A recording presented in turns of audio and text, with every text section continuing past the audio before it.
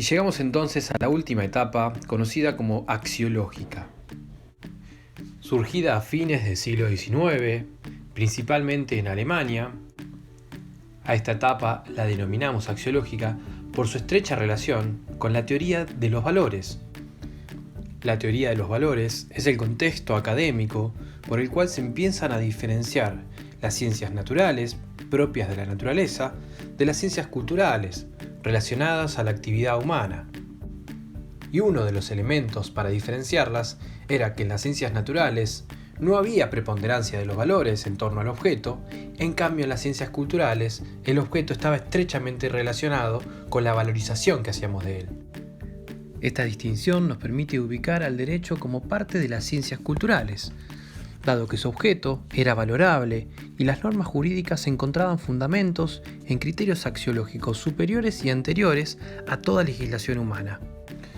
Uno de los autores exponentes de esta etapa es el alemán filósofo Heinrich Rickert, quien además de ser el artífice de la clasificación de las ciencias respecto al objeto que acabamos de mencionar, también nos habla del concepto de cultura objetiva. Rickert sostiene que hay un conjunto de valores presentes en la sociedad de manera universal, objetiva y absoluta. Agrega además que no son resultados de apreciaciones subjetivas y arbitrarias el análisis de estos valores, sino que son realidades universales que se siguen sucediendo a pesar del transcurso de la historia y de la diferencia entre las comunidades. Vemos entonces cuál es su aporte a la doctrina del derecho natural. Para Rickert, el derecho natural es el sostén axiológico del ordenamiento jurídico positivo, es decir, la ley escrita. Y este fundamento se traduce en aquellos fines que tiene en cuenta el legislador al momento de crear una norma positiva. El otro exponente de la etapa axiológica será otro jurista alemán llamado Gustav Radbruch. Este autor alemán, tal vez horrorizado por los atropellos nazis a la sociedad, basó sus estudios en observar el sentido de justicia que existe en las normas y sistemas legales que regulan la conducta humana.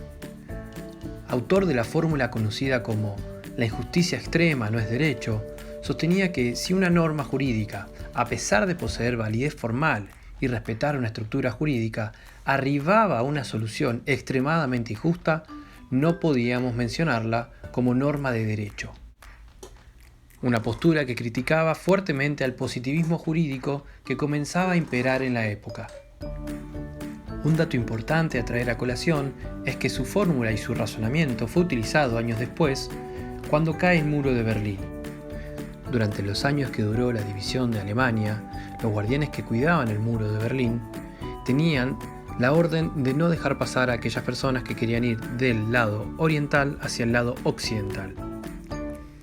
La indicación era que primero debían dar la voz de alto, pero si la persona no se detenía, estaban obligados a utilizar la fuerza y a dispararles por la espalda. En su defensa, los guardianes del muro sostenían que estaban respetando normativas. Sin embargo, se los juzgó por entender de que esa norma aportaba una solución extremadamente injusta y que entonces no podía considerarse jurídica, dado que la consecuencia de aplicar esa normativa interna era acabar con la vida de una persona sin que exista ningún tipo de juicio previo, en una clara alusión a la fórmula de Radbruch. Decimos que Radbruch es un justnaturalista axiológico porque sostiene que los valores son los que le dan significación específica al derecho, que el derecho solo tiene sentido si sirve a la justicia. El derecho natural aporta el contenido de sentido de justicia, y el derecho positivo debe respetar, con sus normas y sus sistemas, el ideal de justicia. Con esto llegamos al final de la evolución histórica de la doctrina del derecho natural. En el próximo video vamos a analizar la crítica de Kelsen al justnaturalismo,